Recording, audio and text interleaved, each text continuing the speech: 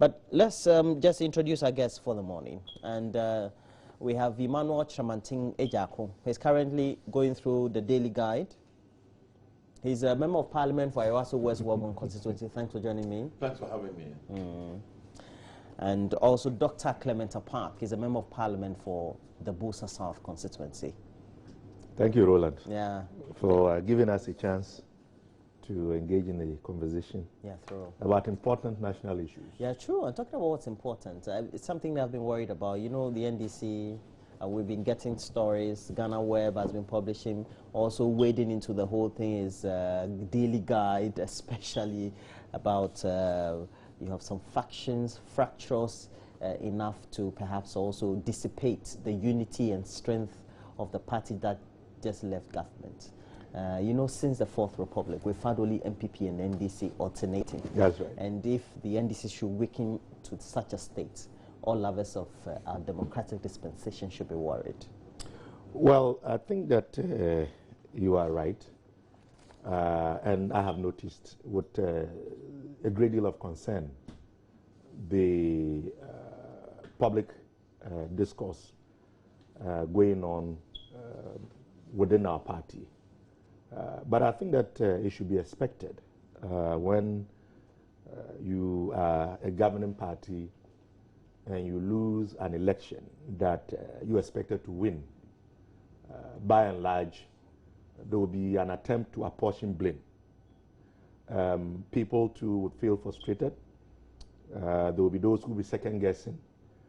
All of that is acceptable. I mean, once you are dealing with a group that is not homogeneous, because we don't all think the same. People have different opinions. People have different ways of analyzing issues. People have roles that they believe they have played, or if they had been allowed to play, perhaps the outcome would have been different. But the problem here is the way we resolve these differences and to look at legitimately the factors that cause our defeat so that we can take corrective measures to put ourselves in shape, not only to be an effective opposition, but to also prepare ourselves towards the upcoming election in 2020. And I think that perhaps this is one of the reasons why the former president himself tweeted, I think sometime last week, indicating that the causes of our defeat are multifaceted, and suggesting that we should all allow the Kwesi Botcho committee to do its work. And I would think that that would be the right thing to do, because if we all decide that we want to air our grievances or to publicly communicate in the open our own versions and opinions about what went wrong and what didn't go wrong, certainly that would not augur well for party cohesion and unity going forward. So I think that it is time that we all take a deep breath, do some serious retrospection, reflect, but know where to channel our grievances and or whatever our assessments may be, which may have caused us to lose the election. And so, yes, people are entitled to their views and their opinions. As the name of our party indicates, National Democratic Congress. You know, we believe in democracy, which is why the democratic is in the middle. But we must conduct ourselves in a way that will not harm our party any more than we have already been harmed as a result of the loss of the election. So caution is required, and let's channel our grievances through the right avenues. But as somebody who understands the dynamics of human social institutions, I am not surprised. When you lose an election, these kinds of to and fro and attempts to blame Mr. A or Mr. B, that's normal. It is fairly normal. The issue is how we are able to manage these varying opinions and blame game in a way that would not further cause us any more harm. Mr. Chamantin Ejako, to the point that the former chairman, Dr. Kwabneje, I think in a related media interview on one of the platforms, it seemed to have even said that it was mainly because the former president in government surrounded himself with perhaps inefficient, but also inexperienced people. And you fairly have been, I've followed you as a presiding member when you were in your area, tried even to be a candidate for your party. And you couldn't, even though you're a good material, even though you're a good material, and all that. And then we saw the difficulties that allegedly your party also had gone through, but subsequently you won an election. Yeah. You think this is also fairly normal? Good morning to you. Yes, I mean, he's a social scientist, and I think he's speaking about what it is really with human societies.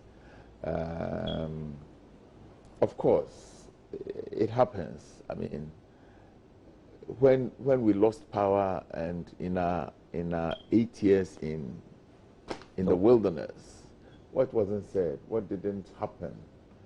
But I will also say that sometimes these things that happen, and this is not the first time it is happening with NDC, I think it's symptomatic of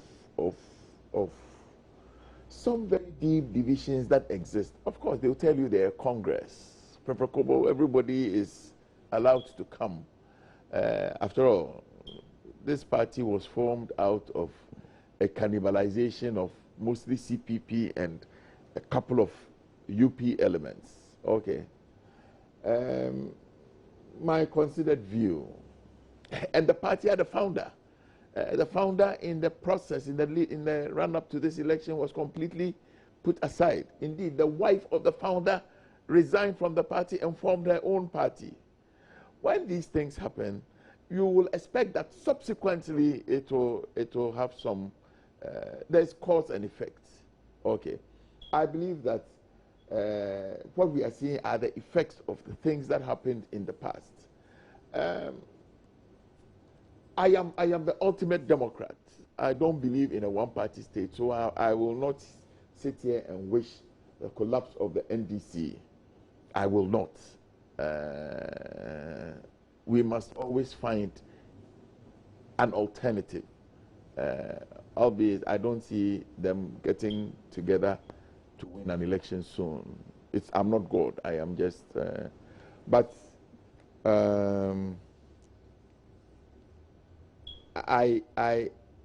don't know. In fact, you should have added that yesterday. The former chairman of the party said that he's extremely happy that Akufo-Addo is president. The man is 72 years. He's gone through the mill. He's experienced. He knows what he's about. That's what he said. Yes. Yeah, I think that he was doing a very good comparison. But he is also coming from a certain That's right. perspective. Well, his original background is the UP tradition. This is what I say. I mean, I think I alluded to it. That's true. Okay. Indeed, he himself said that the day he lost the elections, his elections to be chairman, he knew that that party would lose the elections. To sum it up, I want to agree to a very large extent with my colleague in Parliament. Your constituent. Yeah, my constituent. Indeed, when you listen to most NDC people, not fair-minded people like him, some of them, I was on a program early this week with one. They still cannot come to terms with their loss. Okay, and if you live in a state like this, it is going to take a very long. They still cannot come to terms with their loss. Right? They're not being real. No, but to sum up, after all, I have to chop my own house matter. But I want to say, the elders have a saying that nobody prays or desires that the barn should burn. But if the barn burns, we certainly will eat the yams. As for us, we are sitting as somewhere. We are not praying and hoping that the barn burns. But if the barn, we are telling them, if the barn burns, we will eat the yams. Okay, just one last round of questions. Yes. But we know this is coming out of the activities of the Kosi Botwe-led committee that is supposed to look at or assess the reasons or the rationale for which the NDC lost. And from the various entry points of the party grassroots levels that the committee makes incursions, there seems to be deep apathy at the grassroots. Something that seemed to have gone unnoticed, perhaps the last year during the electioneering. Well, it varies. It varies. But by and large, if you look at the trend, comparing 2012 to 2016, it is clear that a lot of our grassroots didn't come out in most of the country. Now, it would be difficult to pinpoint the specific reasons why that was the case. And this is the reason why I believe we need to be patient to allow for the report of the Botwe Committee to come out. But you see, be as it may, we also have a history. We've won a number of elections. We've had different persons, leaders. And so if this that we are seeing, which I noticed that the rather government-friendly newspapers seem to be eager to push, as he said, well, if the ban bends, you know, they will eat the yam. Oh, you can see that the likes of the Daily Guide, the Crusading Guide, they are gleefully pushing. Didn't you want us to eat the yams? They are gleefully pushing the agenda, and we shouldn't fall for it, because whether we like it or not, the former president, John Mahama, his legacy and his contribution to the party is going to play a role come election 2020. And I have argued that those who, perhaps for one reason or the other, see all of this as a basis to try and cut him down, they should remember that they are cutting down the party, because much more like the current government campaigned on the record of President Kufuor, so too would the one who is going to be our candidate for 2020, and I pray and hope that is going to be His Excellency John Mahama. Oh, you've started. Would have to, but well, I'm free to have my own opinion. I truly believe that he is one of the best options we have, because, you know, as one of my colleagues said somewhere else, I mean, if you liken it to boxing in that analogy, you go for the first fight and then you win. There's a return fight and you lose. Then you need a decider. So I would argue that, you know, he won against the president. The president won against him. So shouldn't they be the final contest for us to settle this score once and for all? But that's my opinion, and I don't want to impose it on anyone. But I noticed that there is an attempt to try and malign the former president, and I don't think it is fair. We can assess the situation, we can agree to disagree, we can all analyze and profess why we think we lost the election, but if this is being pushed as a way of diminishing his influence in the party as well as our nation's politics, we should know that diminishing John Mahama's influence has negative implications for the future well-being of the NDC. Because you cannot eat your cake and have it. We can't do that, his legacy. He would always be a part of it, no matter what. Whether he chooses to put himself up or not, he will have a role to play, if for nothing at all. He would either mount a platform to campaign for himself or campaign for whoever may be the flag bearer. So it is also in our interest to try and protect his integrity and make sure that he's not scarred, so that he can be part of the effort to recapture power in 2020. I think what is happening has become almost like a battle for the soul of this party. And it is, for me, I look at it as a pro-Mahama and the anti-Mahama forces. I mean, if you look at all the commentary, obviously Clement is a very pro-Mahama person, and there are people who are vehemently anti-Mahama. I think even in Parliament. Oh, even in because I think confidently we all tend to have a lot more even relationship and interaction. Even in Parliament, and well, the coin. Again, the elders say that it will fall facing up or facing down, one way or another. In true balance, you say a bomb ever ten it will be resolved. All of these matters will be resolved. All right. Well, It's just a matter of time. but we are only saying Everything that has a beginning has an end, except the word of God. Fantastic. And I believe in that. You're a Christian, right? Oh, yes, most certainly. All right. Let's look at this. 22 students, they've been arrested after bloody clashes. And We're just talking about this issue. the Central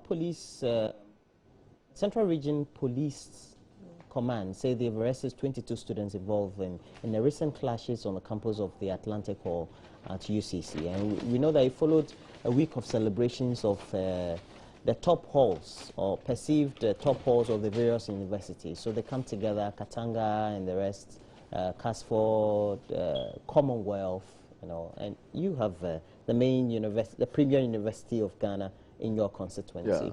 Yeah. Following these clashes, what do you make of essentially what has transpired and subsequently the actions that have been taken thereof by the security agencies?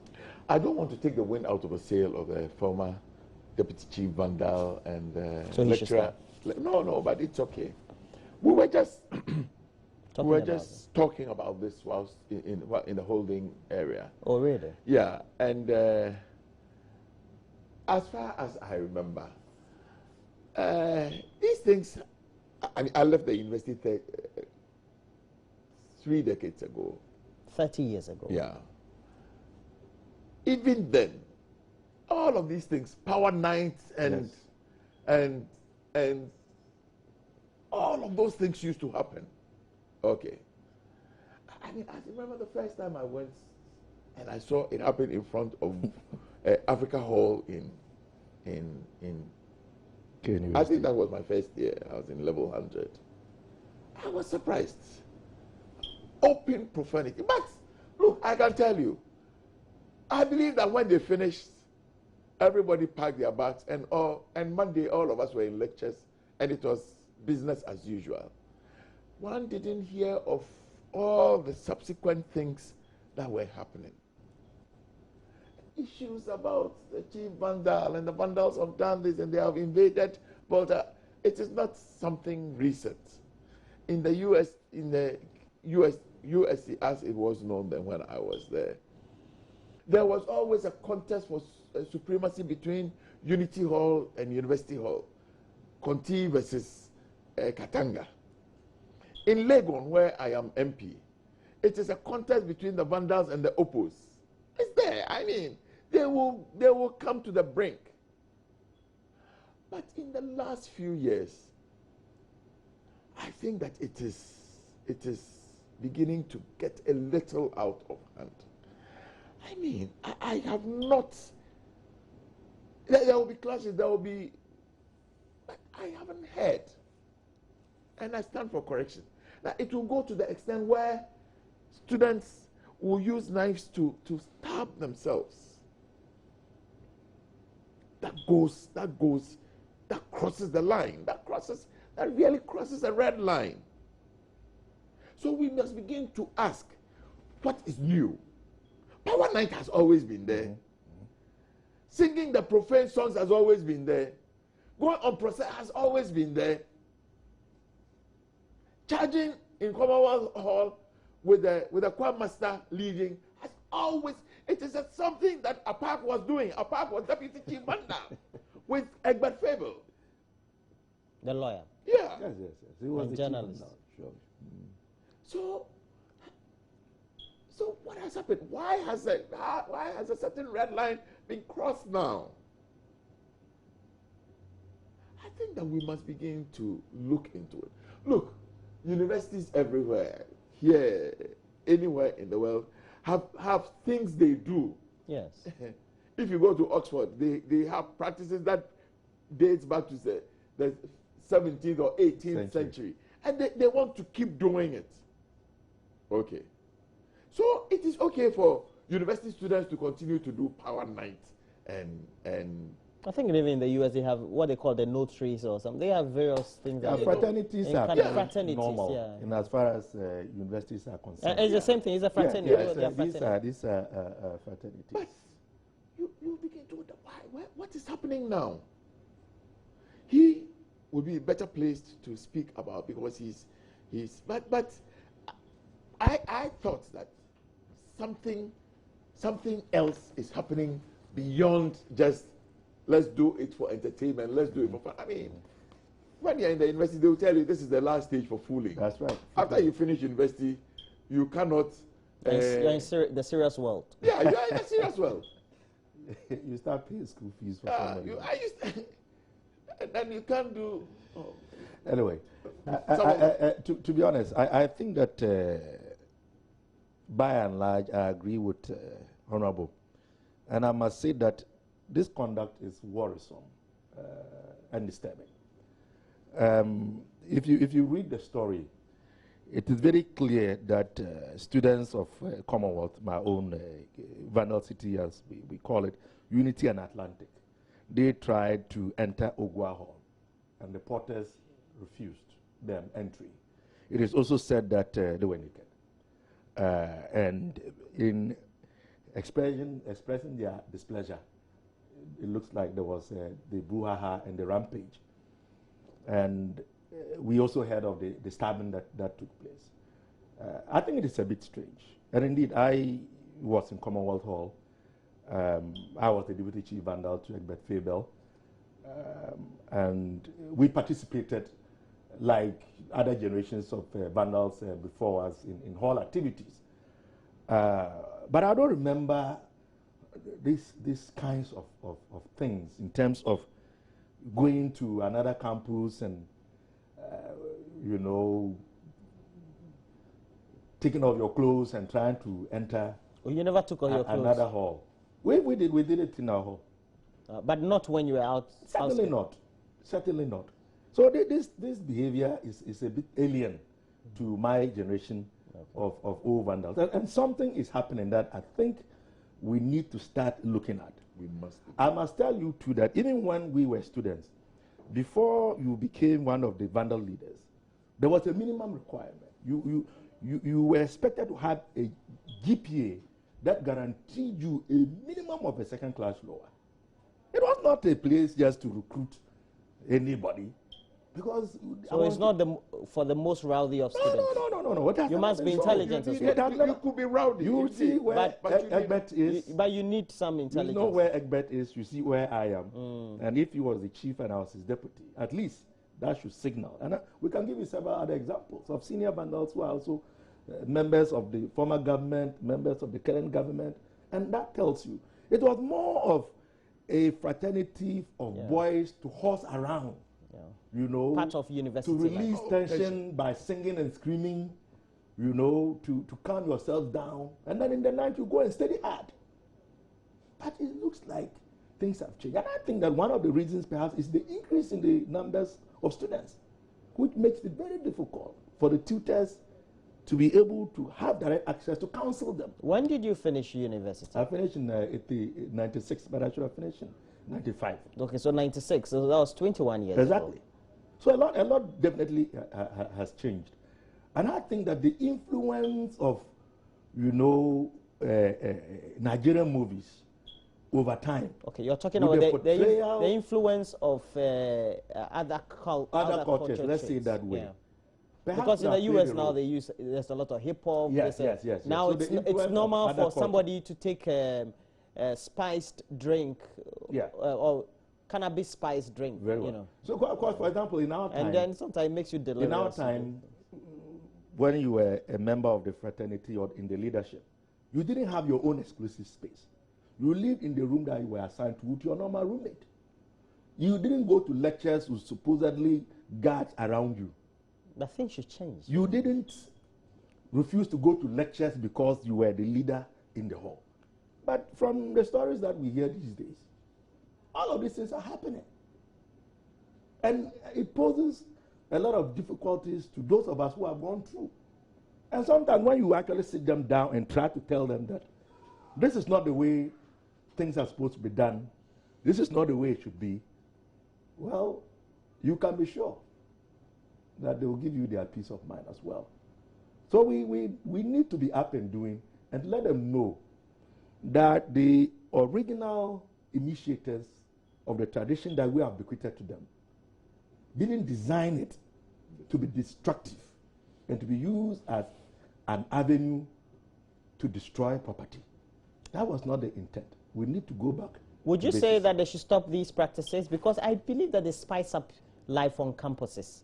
And oh, they do. Yeah, so what would you now, if, let's say, the chancellors of the vice chancellors of the various universities decide not to observe or allow the students to observe this? I think it would take something away from university life. Yes. Would you say it is the extremism that we don't want? So what would you advise then? I believe that something is happening. You see, like you were saying, there's probably a certain influence that is coming up. We hear of some like in particularly on the Nigerian campuses. We have always heard of all the occultism that is practiced there and all of that. I'm sure even your time it was rumored. Yes, I was in the university for 4 years. I never encountered anything like this. But, you know, like he's saying, these days we have become a little bit more globalized with all the traffic and what we see on TV and on radio. I mean, come on, it's Nigerian movies. It always ends up with occultism, and it appears that every problem is solved by either a herbalist spiritism or something.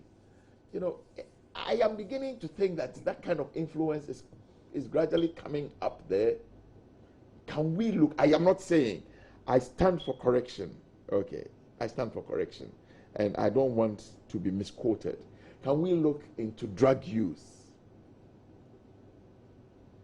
Can it be a factor? We must begin to look into all of this, because if we begin to deviate from the normal, then there must be a reason for that deviation, and we must look into that. And we must look into that. But Rola, I want to have a last bite at this. In my own time and the experiences I've had, both as a student, as a leader of the Vandals, and also as a lecture tutor, because when I was lecturing there, I was also a tutor of DIAPA. What I also know is that sometimes some of these things happen at the blind side of the leadership. And that is why I believe this investigation is important. It is quite possible that the students who engage in this behavior, although may be from the identified halls, they may have done this on their own would have been sanctioned by the leadership. So we had a few instances like that. Deviant behavior. Yes, we had a few instances like that as well.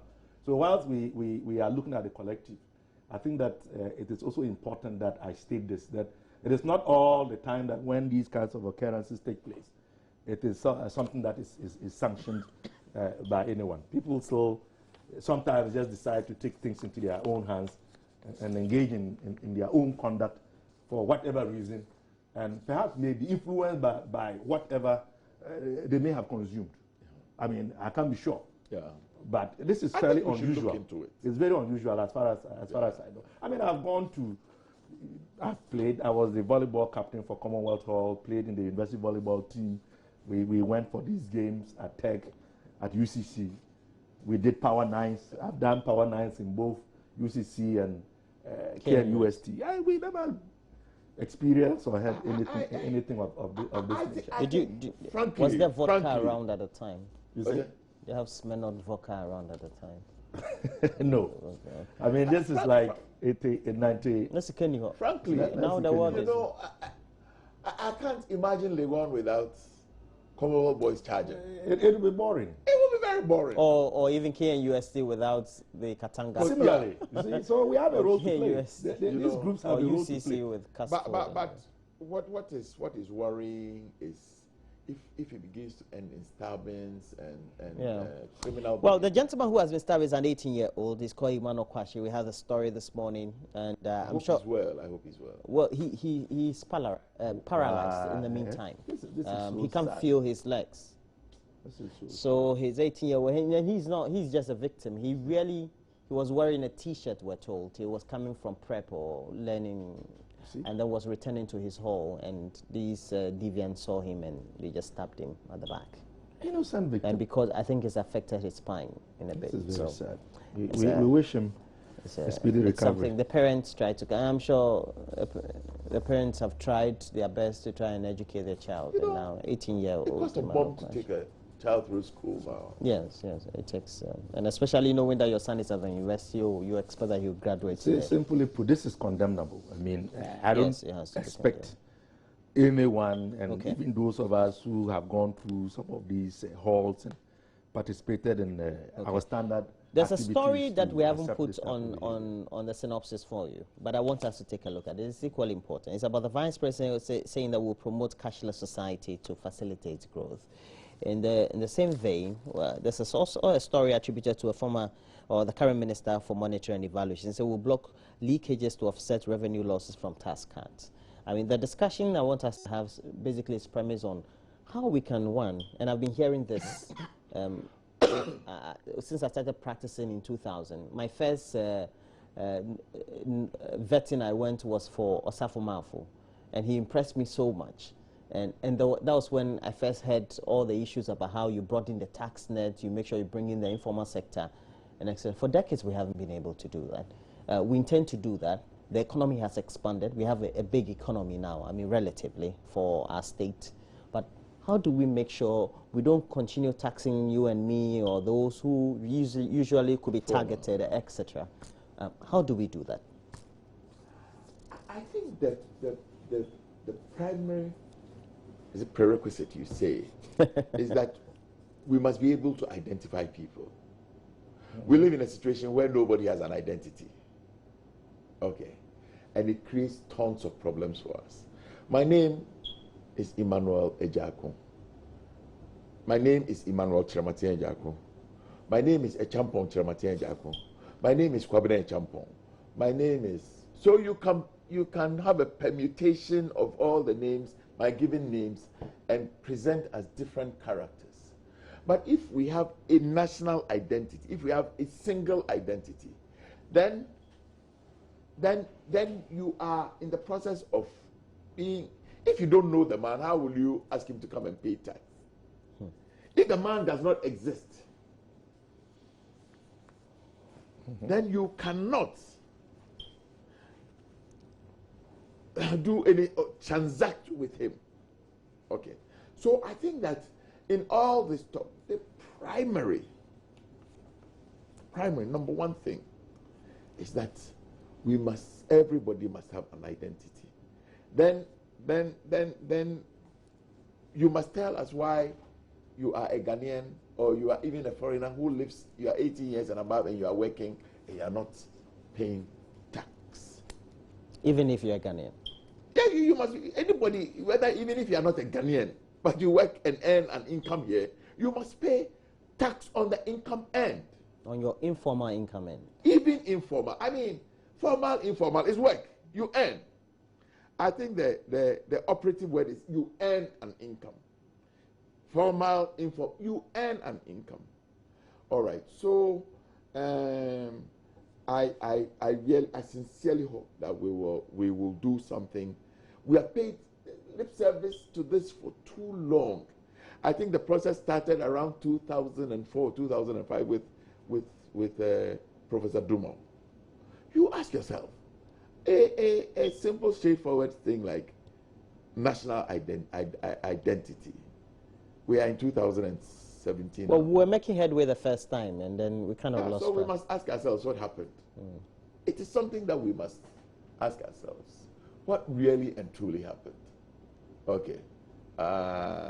So you talk about cashless society. It's all about people using cards and so all of that. Some level of traceability. If you don't have an ID. If you can't be traced. If you cannot be traced, forget about issuing credit cards or debit cards and all of this. Because like I said, I can pair my name and have a combination of 64.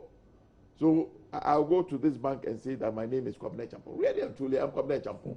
I can go to this place and say my name is Kwabena Jakon. Even one of the champions, you can even remove a G if, if it has. Yes. And you still I can spell ACH or AKY. You know. And they could mean different people. Completely. Okay. Well, but will the ID system alone cut it? For example, if we don't know where they live, well, we can't trace them in real time. Well, that's the point I wanted to make to complement that. Okay. We all agree that having a national identification system is important, not only to facilitate better governance and or ensure that we are able to widen the tax net, because then we would know the true identities of our citizens. But also because it has implications for projections and planning. But if we know the true number of people we have, then projections are easy to make, even in terms of citing facilities and providing social services. As it is, if he alone can pen his name about 5 times, certainly that is detrimental to the system. If a census is going to be taken, for example, and I'm sure it even happens, it could be counted 5 times. But that alone, the ID alone, is not going to be sufficient. That is where the street naming and numbering of houses, or if you like, buildings, also becomes very necessary. Because you must be able to, like it is in the so-called advanced countries, if you live at 3617 Wawona Street in San Diego, California, you know you are there. You have your ID card, and the system knows you are there. If you move, it matches with your, in the U.S. system, you cannot get a job without a social security number. So it makes it easier to be able to plan and to know who else is to pay property tax, which actually we are not doing well at collecting in this country. Talking about leakages, property tax. There are a lot of fantastic first-class buildings in this capital. Yesterday, where they don't pay property tax. Point of order. Yesterday, I went someplace, huge house on a 1 acre plot. They don't pay property tax. They told me they charge them 150. Can you imagine? You see, the cost of collection probably is even more than when you add the cost of collection. Yeah. You the end up overhead. with nothing. You're talking about the overhead. So we can agree that the street naming and indeed numbering of houses definitely will complement the ID, now, ideally, which has implications then for the cashless society that we are trying to build. But the cashless society definitely is not a panacea on its own, because without all of these, the propensity to still cheat the system will still exist in spite of the introduction of the now, if we have identified, and I know that the Kufuor-led government is vehemently in for this, having a national identification system, and we hope that we'll have the other wires tapped into it to make sure we have the necessary structures. Would that enable us to rope in the informal sector and so broaden what the cliche phrase we always use, the tax net, so to speak? I think so. I am not a tax expert. I am not an economist. But I think you can, the reasonable thing is that if I don't know, if you don't exist, then we can't transact. But if you exist, then we can transact. If I am lost in the maze, you can't ask me anything. But if there is a way to track and trace, then you will be able to find out, hey, this Clement Apak, where is he?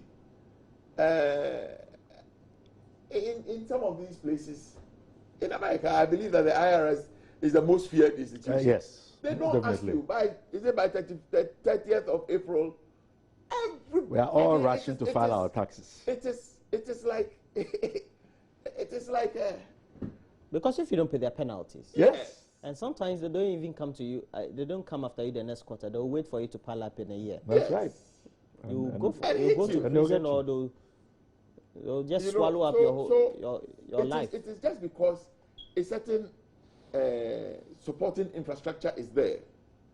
I believe that if we are able to create same over a period, I mean, it will not happen in a day, but even if it will take a decade to come to this, by and large, we would have moved on. I know you were talking about leakages.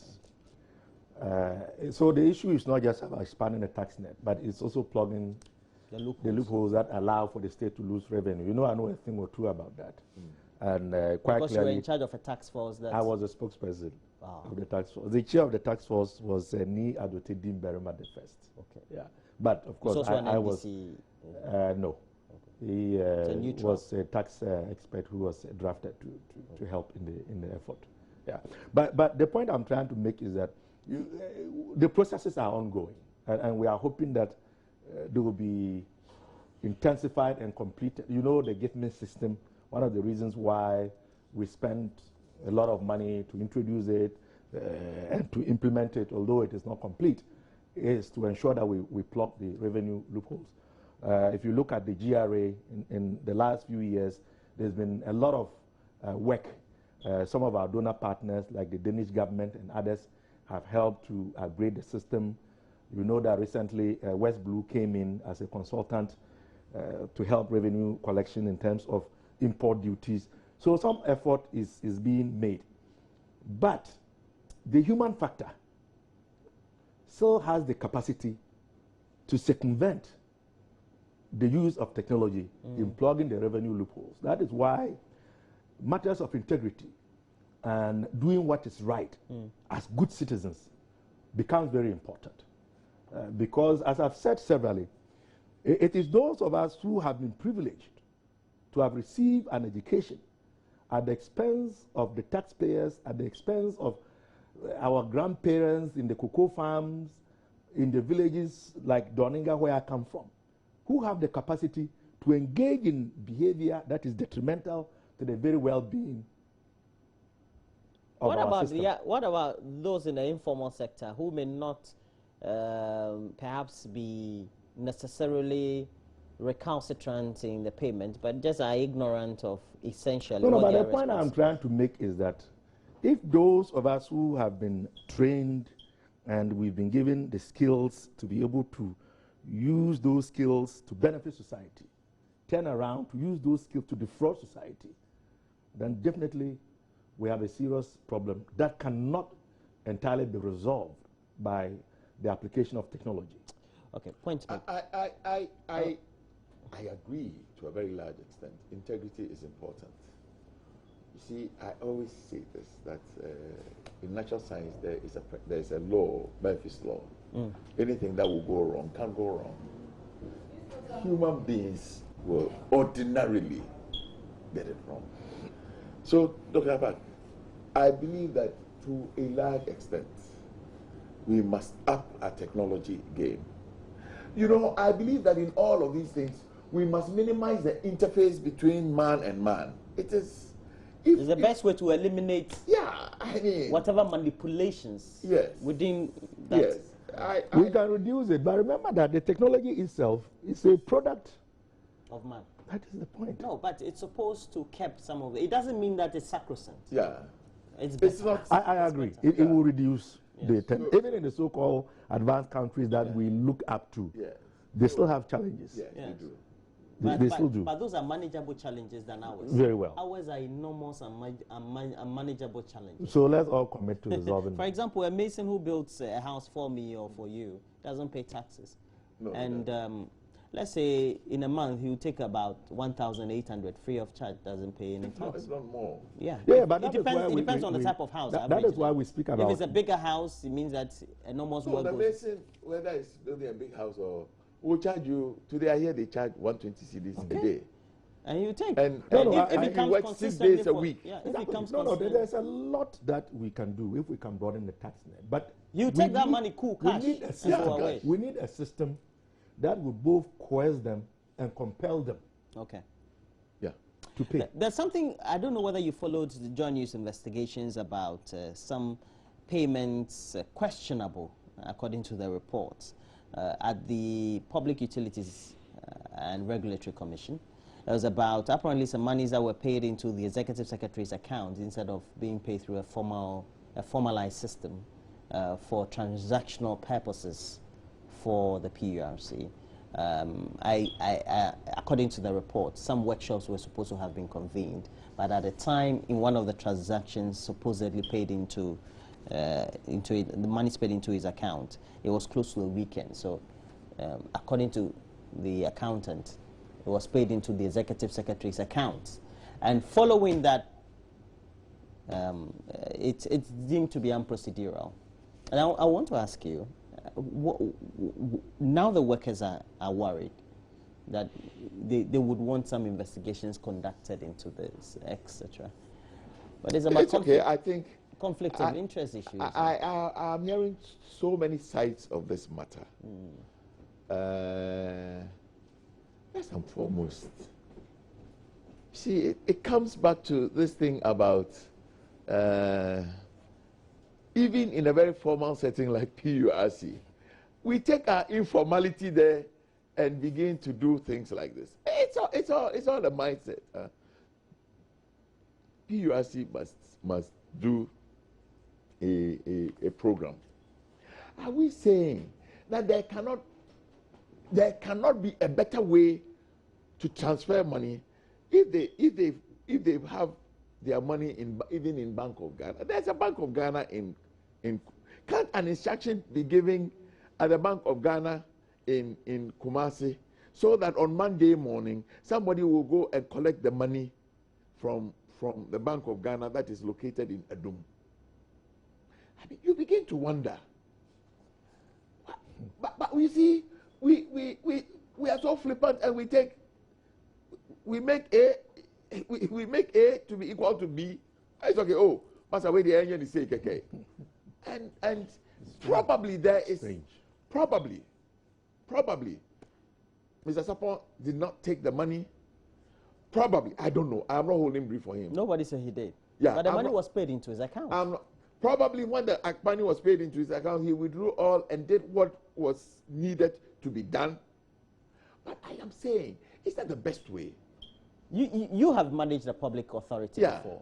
What usually would have been your principle? I am saying that I am not even sitting here and saying that when I manage a public organization, I also didn't take a bit of my own informality into it. I probably did once or twice. But I'm saying that we must begin to structure and realize that there are better ways of doing things.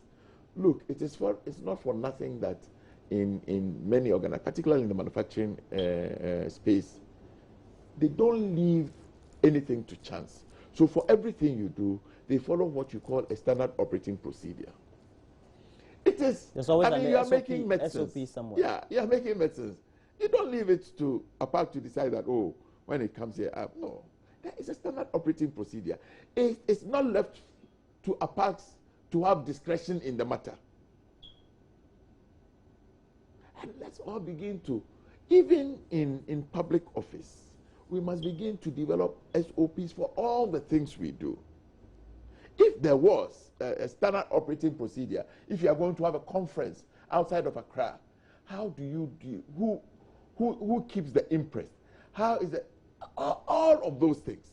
But I'm saying, Chief, we have to do this thing, Kumasi, but I'm not available on Monday morning. So what can we do? So I can't bring. I hear that the accountant would ordinarily go and take the money and take the flight and go to Kumasi. Aeroplane with money again. If it is not, we are not flying money to Kumasi, we are flying money to Brazil. Aeroplane with money again. Is that the best way? Can't we have an arrangement that the money comes through the bank? The accountant goes without carrying the money. On Monday, on Friday, the bank in Kumasi knows that on Monday morning, we will come and collect 500,000 cedis. Or can't we even begin to pay by check so that issues of traceability? Okay. Sure. Well, I give you 2 minutes on this. Yeah, very well. I won't be long on it. It's a bit strange. the whole scenario. But I would agree by and large with Honorable that we need to be formal when we are conducting ourselves and then dispensing our public responsibilities. We should be able to isolate the informal and personal aspects of our being, which is actually, a product of our culture, from our former selves and our responsibilities. Even sometimes it's for our own protection and even our integrity. Because whilst, we cannot, for example, pass judgment about any wrongdoing, the mere fact that money has gone into a private account,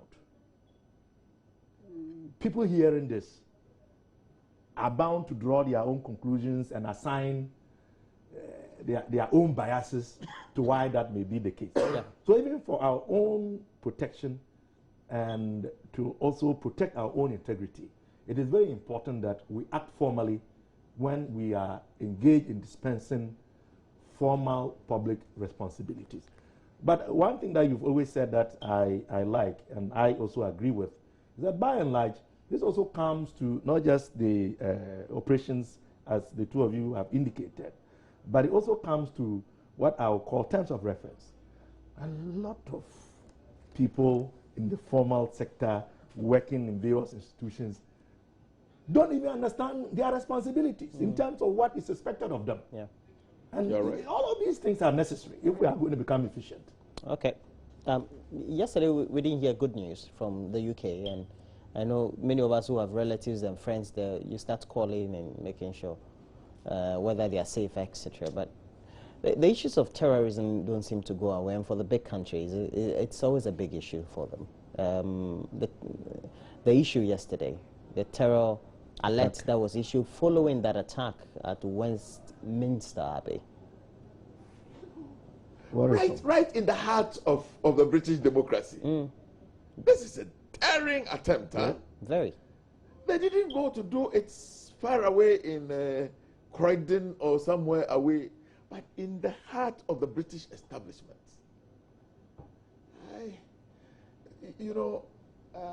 I saw on TV that, for instance, the Americans are saying that if you are flying from some destinations in Middle East, including Dubai, and a lot of Ghanaians would go to America through Dubai.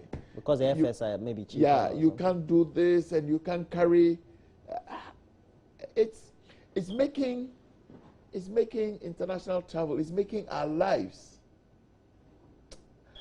a little difficult. Sometimes you have to strip. When you say you have big money in your country, you have to strip and you say, what is this? Roland. And let us also not think too close to home. Yeah, let's not also think that it is far away in the UK.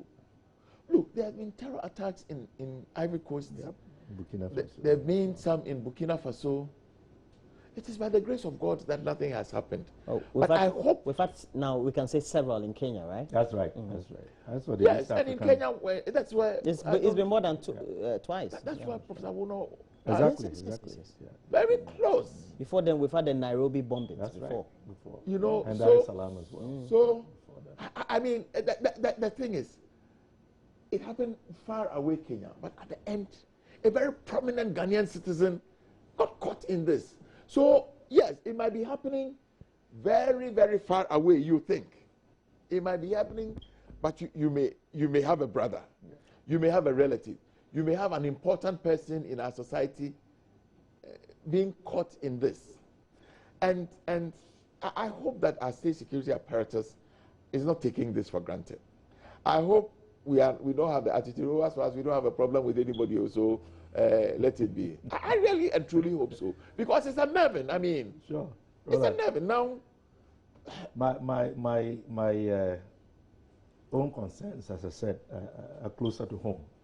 We live in an increasingly dangerous world, and we shouldn't take anything for granted. Given the level of security around, where this occurred, and yet it did, should cause us to pause and think about our own parliament and our own public installations. Yeah. How secure are we? It's a wake-up call. We shouldn't take anything for granted. And indeed, we may think that some people, we don't have enemies, so to speak. But you don't decide who your enemies are. Yep. Well, sometimes, we should sometimes take the needed precautions. if you look at the precedents, it's not as if they are your enemy. They just want the They want to make a statement. Yeah, they want to make a statement. attention. Yeah. And so we need to take. So they can choose an innocent destination and just. In fact, mostly where you least expect them to strike is where they may strike. So we all have to be very, very proactive in taking the needed precautions. I know that in Parliament we now have the police post there, but it is still quite open. And I mean, of course, it is the right of our constituents to come and see us. But the passage should be properly scrutinized, I believe. The thing is because sometimes you come, they are lacking. They say you shouldn't go into the precincts of the perimeter of the Parliament House in it. I wouldn't even say the hall, the Parliament or the chamber of the House. So you find that the barricades are there, so you can't get close to the Speaker, the main chamber, and then your quarters. That is where your offices are, the main block. But where your cars are, for example, it's open. They are littered with people. I won't say constituents matter. They are littered with people. If somebody if somebody wants to put a device somewhere, maybe doesn't like somebody who claims to be his MP or something of the sort. You know, we don't do proper scrutiny of the people who make passage into that compound from the gates that opposite the the conference center, right from the one that leads to from the State House area. It's just frightening. Honest, and knowing the places. We had raised this issue. It had been raised, and assurances were given that security matters will be taken very seriously. And that's why I'm saying this that has occurred. It's a wake-up call. I hope that maybe one of your colleagues or yourselves, you make a statement too. Well, that would be nice. We should be. All right, thank you very much. I've enjoyed the conversation, and I hope that we'll carry the conversation on to other discussion platforms. I've had in the studio Emmanuel Chamantinge Jako. He's a member of Parliament for Ayawaso West Wagon. One of his constituents, who I seem to know virtually, is Yabedu. Yabedu Rose Plantain on the main street. Lagos Avenue. On the main street of East Legon, Lagos Avenue. Okay. And when you come Does she exist at all? Say again? She exists? Oh, she exists. Why he's beginning to think that she's a phantom. No. And Dr.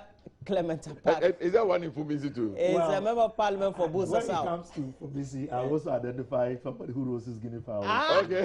Yeah. So you get some quinoa to eat. I mean, Yabedu was a central character in trying to bring the human plight or story in the political communication of Emmanuel Chamantinge Jako during the electioneering. I tell you, it worked like magic. Yeah.